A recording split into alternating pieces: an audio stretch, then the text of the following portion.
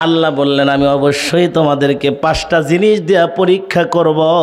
1 নম্বরে মিনাল খৌফ, আমি আল্লাহ ভয় দিয়া পরীক্ষা করব। কি দিয়া পরীক্ষা করবে? হক কথা বলতে গেলে ভয়, হক কথা বলতে গেলে চাকরি চলে যাওয়ার ভয়, হক কথা বলতে গেলে জেলখানায় যাওয়ার ভয় আসিল না নাই?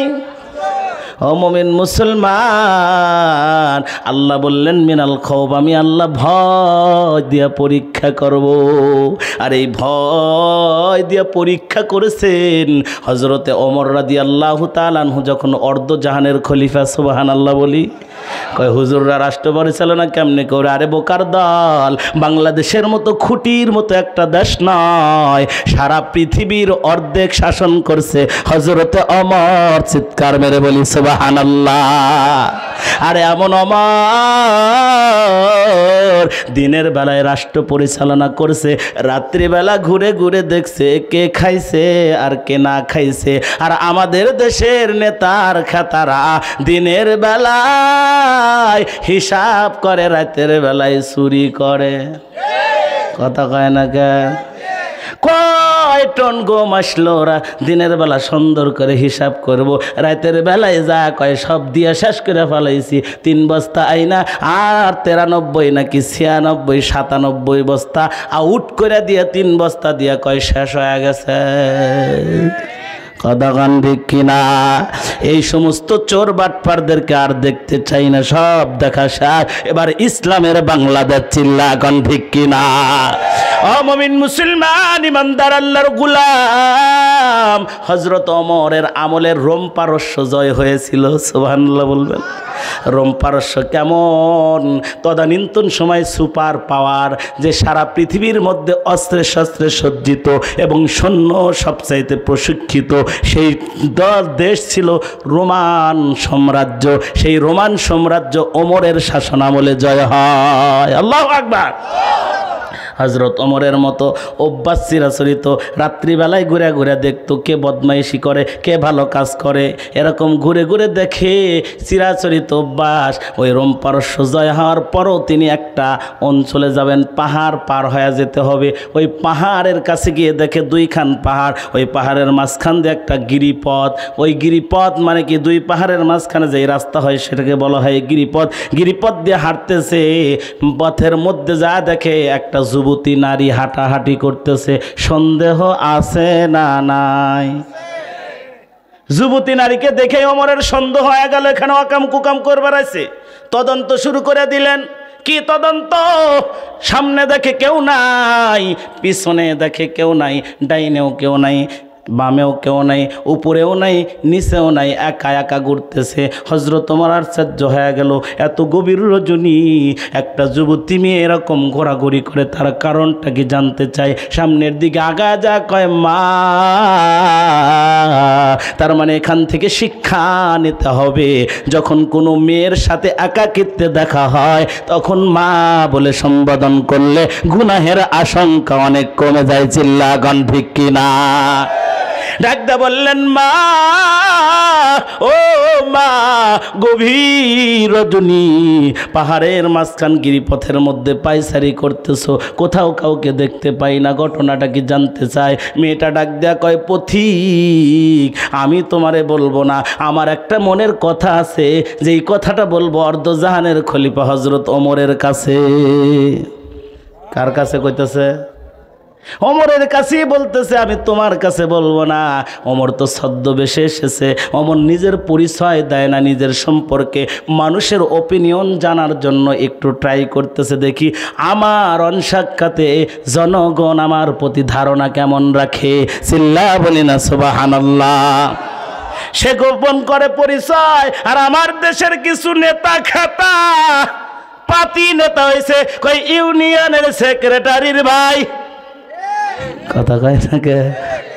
মার্কেটে গেলেও কয় যে আমি ইউনিয়ন সেক্রেটারির দুলা ভাই, পরিচয় ফুটোয়। কিন্তু হযরত ওমর অর্ধজাহানের খলিফা হয়া নিজেকে আড়াল করতেছে, গোপন করতেছে। এমন মুহূর্তে হযরত ওমর ডাকতে বলে, ও মা, ওমর হলো অর্ধজাহানের খলিফা, তোমার কাছে কিসের জন্য আসবে? সে তো থাকবে রাজদরবারে, রাজ সিংহাসনে। মেয়েটা ডাক দেয়, কয় ও পথিক, তুমি তো জানো না, যখন এই কোরআন দিয়ে রাষ্ট্র পরিচালিত হয়, যখন এই কোরআন হয় রাষ্ট্রের সংবিধান, তখন রাজার কাছে প্রজার যেতে হয় না, প্রজার কাছেই রাজা চলে আসে। রাজার খোঁজ প্রজার লওয়া লাগে না, প্রজার খোঁজ রাজা নেয়। আল্লাহু আকবার। ও মুমিন মুসলমান ইমানদার, মেয়েটা ডাক দেয়, কয় ও পথিক, তুমি আর বাজে কথা বলিও না, ওমর আমার কাছে আসবে। তুমি কেমনে জানলা? কয় আমার ঈমান বলতেছে আজকে হযরত ওমরের সাথে আমার দেখা হইয়া যাবে। সুবহানাল্লাহ। একটু আস্তে কর। ইমানের জোর আছে না নাই? হযরত ওমর আশ্চর্য হয়ে গেছে, সর্বনাশী কেমন ইমানদার, এ কেমন ইমানের জোর। ডাক দে বলে, ও মা, এই যে তাকায় দেখো, তোমার সামনে অর্ধজাহানের খলিফা হযরত ওমর দাঁড়ানো আছে, বলো তোমার মনের কথা। আল্লাহু আকবার। মেয়েটা ডাক দে বলে, ওমর, ওমর, আমি সাধারণ কোন মেয়ে নয়, আমি হলাম ওই রোম পারস্য, রোম সাম্রাজ্যের যে সম্রাট ছিল, সম্রাটের নাম হলো সম্রাট কায়সার। ওই কায়সারের নাতনি।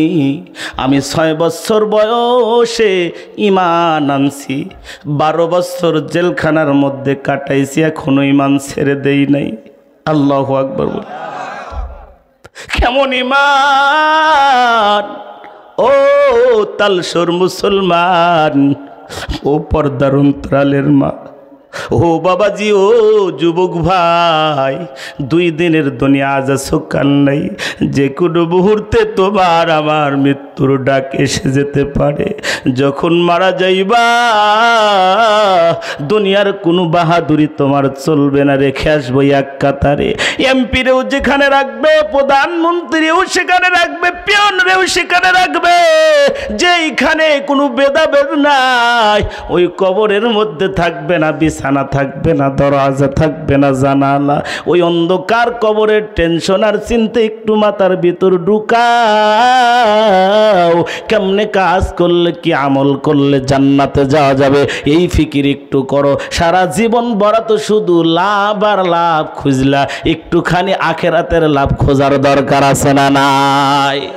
ও মুমিন মুসলমান ইমানদার আল্লাহর গোলাম, হযরত ওমর বলে, মা কি ব্যাপার, তুমি কি বলো? বলে, আমি সম্রাট কায়সারের নাতনি, যখন রোম পারস্য জয় হয়ে যায়, আমাকেও তো আটক করে রেখেছিল, 12 বছর জেল খাটছি। 12 বছর জেল খাটার পর যখন মুসলমানেরা জয় করে নিয়েছে, আর মুসলমানরা জয় করার পর সব কয়েদিদেরকে উন্মুক্ত করে দিয়েছে, ছেড়ে দিয়েছে। আর ছেড়ে দেওয়ার কারণে সব কয়েদি আব্বার কাছে গেছে, মার কাছে গেছে, দাদার কাছে গেছে, আত্মীয় স্বজনের কাছে গেছে। কিন্তু আমি এমন এক হতভাগিনী নারী, আমার আপন বলতে কেউ নাই, মুসলমান সবাই বিধর্মী, যার কারণে আমি একটু আশ্রয় নেওয়ার জন্য হযরত ওমর তোমার কাছে এসেছি। হযরত ওমর বলে, মা, ইসলাম শুধু নারীর আশ্রয় নয়, নারীর দেয় অধিকার। মা, তোমার যেহেতু বয়স 6 বছরে যদি ঈমান আনে, 12 বছর জেল খাটে, বয়স কত হয়? 18 বছর, পুরা যৌবন, ভরা যৌবন। এখন তোমার বিয়া দেওয়াটা সবচাইতে বড় অধিকার। ও মা, আমার একজন সন্তান, যার নাম আব্দুল্লাহ, আল্লাহু আকবার বলবেন। আমার আব্দুল্লাহ 1 নয় 2 নয় 6 লক্ষ হাদিসের হাফেজ। আমার আব্দুল্লাহর সাথে তোমার বিয়া দিয়া আমার ঘরের মধ্যে তোমার অধিকার দিবার চাই। আল্লাহু আকবার। আচ্ছা বলেন তো, একটা মুসলিম কিচ্ছু নাই, হযরত ওমর প্রস্তাব দিলেন, মেয়েটা খুশি না বেজার? খুশি তো হওয়ার কথা, কিন্তু না না না, মেয়েটা ডাক দেখ, অমর অমর, আমি তোমার ছেলে আব্দুল্লাহর বিয়া করতে পারবো না। এই কথা বলার পর প্রধান, যিনি হলো রাষ্ট্রপ্রধান, যিনি হলেন প্রধানমন্ত্রী, যিনি হলেন প্রেসিডেন্ট, তার মুখের উপরে না করে দেওয়া 4খানি কথা। এত বড় হিম্মত নিয়ে মেয়েটা বলল। হযরত ওমর তাও রাগ করলেন না, বলে মা,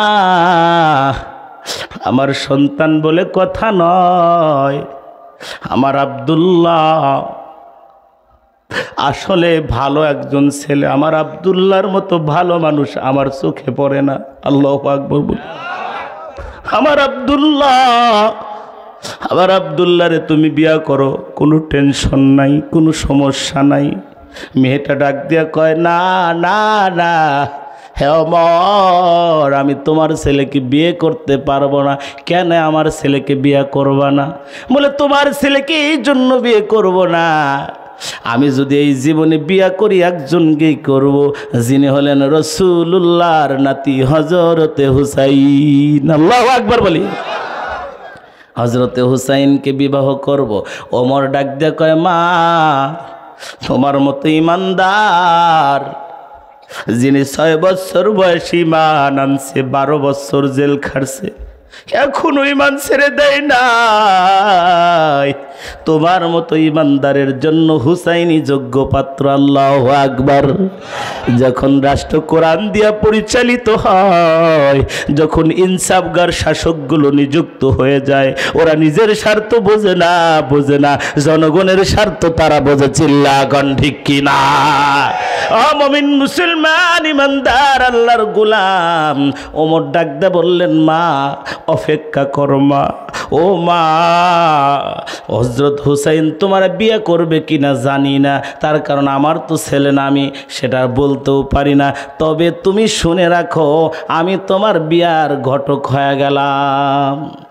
বলেন তো ঘটক কে? হযরত ওমরের মতো ঘটক হলে বিয়াটা কেমন হবে? আরেকটা আওয়াজ দিয়ে বলেন আল্লাহু আকবার। ও মুমিন মুসলমান, হযরত ওমর রাদিয়াল্লাহু তাআলা আনহু বাড়িতে রেখে, মেয়েটাকে রেখে দৌড় দিয়ে আলীর বাড়ি চলে গেছেন। আলীর দরজার সামনে ফকিররা ভিক্ষা করে, একটা আয়াত তেলাওয়াত কইরা আরব দেশে, ওয়াম্মাসাইলা ফালা তানহার। আল্লাহু আকবার। ফকিররা ভিক্ষা করে কি দিয়া? বলে একটা আয়াত তেলাওয়াত করে। সেই আয়াত তেলাওয়াত করতেছে হযরত আলীর বাড়ির সামনে হযরত ওমর রাষ্ট্রপ্রধান। এবার আলী মনে করলেন কোথ থেকে ভিখারি আসলো, দরজাটা খুলে দিয়া দেখে অর্ধজাহানের খলিফা সামনে দাঁড়ানো। ডাকতে বলে, অর্ধজাহানের খলিফা, এই গরিবের বাড়ি হাতির পাড়া, এই সময় অসময় কেন? ডাকতে বললেন, আলী রে, তোর কপাল লাইগা গেছে রে আলী, তোর কপাল লাইগে গেছে। বলে কিভাবে কপাল লাগলো? বলে তোমার সন্তান হুসাইনের জন্য একটা যোগ্য পাত্রী পাওয়া গেছে। আল্লাহু আকবার। খুব খারাপ লাগতেছে? শেষ করে দেবো নাকি?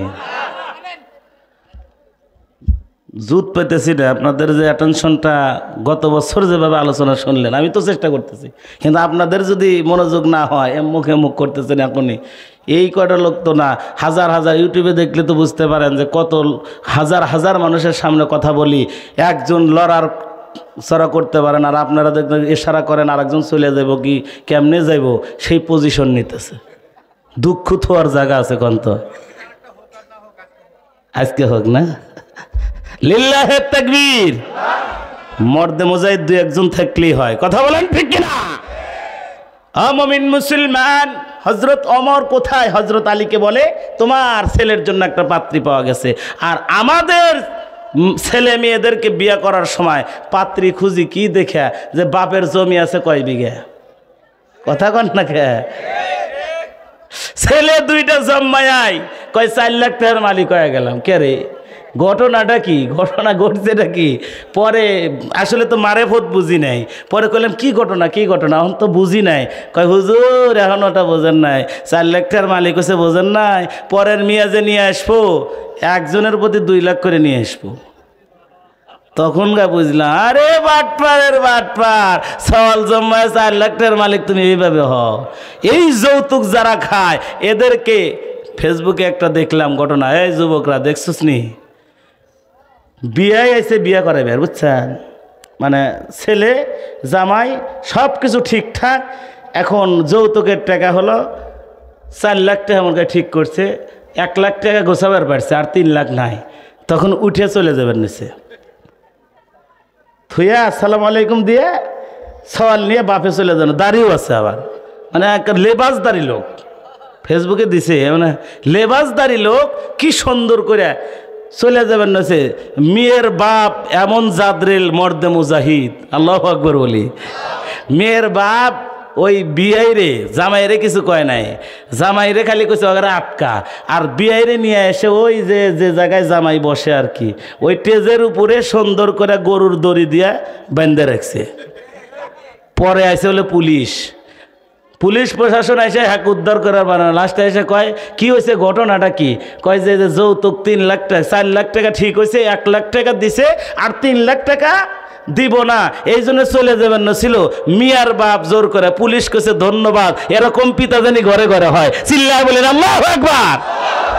এই সমস্ত যৌতুক করে এলাকায় যে এলাকায় আছে ওদেরকে যদি গরুর দড়ি দিয়ে বান্ধা যায়, জীবনে আর কোনোদিন যৌতুক সাথে আসবে না, মেয়ে বিয়ে দিতে আর মেয়ের বাবার কষ্ট হবে না। চিল্লা এখন ঠিক কিনা? হযরতে ওমর ডাক দিয়ে বলতে, তোমার কপাল লেগে গেছে, তোমার সন্তান হুসাইনের জন্য একটা পাত্রী পাওয়া গেছে, যেই পাত্রীটা হলো যোগ্যতা, 6 বছর বয়সে ইমান আনছে, 12 বছর জেল খাটছে, এখনো ইমান ছেড়ে দেয় নাই। সুবহানাল্লাহ বলবেন না? হযরত আলী আনন্দিত হয়ে গেছে যে হাসানেক বিয়ে করায়া খুব মুসিবতের মধ্যে আছি। ঘটনা যারা জানেন তারা বুঝবার পারছেন যে হাসানেক বিয়ে করায় মুসিবতের ভিতরে আছি, হুসাইনের জন্য একটা ভালো পাত্রী খুঁজতেছি। আলহামদুলিল্লাহ, দুইজনে আনন্দ আত্মহারা, দুইজন কোলাকুলি করতেছে। এমন মুহূর্তে হযরত হুসাইন এসে কয়, আব্বা এত আনন্দ করো কি, কি ব্যাপার, কি ঘটনা ঘটে গেছে? কয় বাবা তোর সম্বন্ধে একটা ঘটনা ঘটছে। সুবহানাল্লাহ বলবেন না? কি হয়েছে? বলে তোর জন্য একটা পাত্রী পাওয়া গেছে, সেই পাত্রীর যোগ্যতাটা 6 বছর বয়সে ইমান আনছে, 12 বছর জেল খাটছে, এখনো ইমান ছেড়ে দেয় নাই। সুবহানাল্লাহ বলে। তখন হুসাইন কয় যে আব্বা আমি যেমন তেমন নারীকে বিয়ে করবার পারবো না, আমি যদি বিয়ে করি এমন নারীকে বিয়ে করব যারা আমি 3টা প্রশ্ন করব, এই 3 প্রশ্নের উত্তর যদি দিবার পারে তাইলে বিয়ে হবে, নইলে বিয়ে হবে না। ঝামেলা আছে না নাই? হযরতে ওমর মন খারাপ করে ফেলছে, হযরত আলীও যে হুসাইন একটু সাউন্ডটা বাড়ান তো ভাই, কষ্ট হচ্ছে কেন, এটার সাউন্ডটা বাড়ায় দেন। হযরত হুসাইন বলতেছে যে বিয়ে করলে একজনকে করব যে আমার 3 প্রশ্নের উত্তর দিতে পারবে, আর দুইজনই 2 মুরব্বী বলতেছে যে হুসাইন যদি প্রশ্ন করে আল্লাহর রাসূলকে প্রশ্ন করে আল্লাহর রাসূলের সাথে জিতে যায়। সুবহানাল্লাহ কইবেন না? আর সেই হুসাইন প্রশ্ন করবে, মেয়েটা তো উত্তর জীবনেও দিতে পারবো না আর বিয়েও হবো না, এই এত সুন্দর একটা পাত্রী হাতছাড়া হয়ে যাবে। এই টেনশনে তারা মন খারাপ। হুসাইন বুঝতে পারছে যে মন খারাপ করছে। হুসাইন ডাকতে বলে, আব্বা ও চাচা মন খারাপ করছেননি? কয় মন খারাপ করবো না তো কি করব, এত সুন্দর একটা পাত্রী হাতছাড়া হয়ে যাবে। হুসাইন ডাক দেখো, আব্বা ও পর্দার অন্তরালের মা, একটু দিলের কানটা লাগায় কথাগুলো শুনবেন। হুসাইন বলে, আব্বা গত কয়েকদিন আগে আমি একটু স্বপ্নে দেখেছিলাম, স্বপ্নের ভিতরে আমি দেখলাম আমার নানা আর নানি একটা ঘরের ভিতরে আনন্দ উৎফুল্লের মধ্যে আছে, আমি ঘরের ফুটা দিয়া দেখতেছিলাম আর জিজ্ঞেস করলাম, নানা কি ব্যাপার, তুমি কোথায় আছো? আমার নানা ডাক দিয়ে বলে, ও নাতি রে আমি আল্লাহর জান্নাতের মধ্যে আছি। আমি ডাক দিয়ে বললাম, ও নানা যেই ঘরের মধ্যে ভাঙা ফুটা দিয়া দেখা যায় ওই ভাঙা ঘর নাকি আবার জান্নাত হয়। আমাকে ডাক দেয়া কয়, নাতি রে, যেই ঘরটার মধ্যে স্বামী আর স্ত্রী মিল মহাব্বত থাকে, ও পর্দার অন্তরালের মা, স্বামী আর স্ত্রীর মধ্যে যেই ঘরে মিল আছে, মহাব্বত আছে, যেই ঘরের ভিতরে স্বামীটা ঢুকলেই তার প্রাণটা জুড়ায়া যায়, স্ত্রীকে দেখা মাত্র তার কলিজা শীতল হয়। দুনিয়ার সব ঝামেলা ছেড়ে যখন স্বামী ঘরের মধ্যে আসে, স্বামী একটা প্রশান্তি লাভ করে যে না, আমি একটা জান্নাতে ঢুকলাম। এই রকম অবস্থা যেই ঘরে, আর যেই স্ত্রীটা স্বামীকে দেখলেই তার অন্তর আত্মাটা জুড়ায়া যায়। এমন একটা ঘর যদি ভাঙাও হয়, এমন একটা ঘর যদি টিনেরও হয়, এমন একটা ঘর যদি খড়েরও হয়, তবে ওই ঘরটা যেন দুনিয়ার বুকে আল্লাহর একটা জান্নাতের টুকরা। চিল্লা বলে না সুবহানাল্লাহ।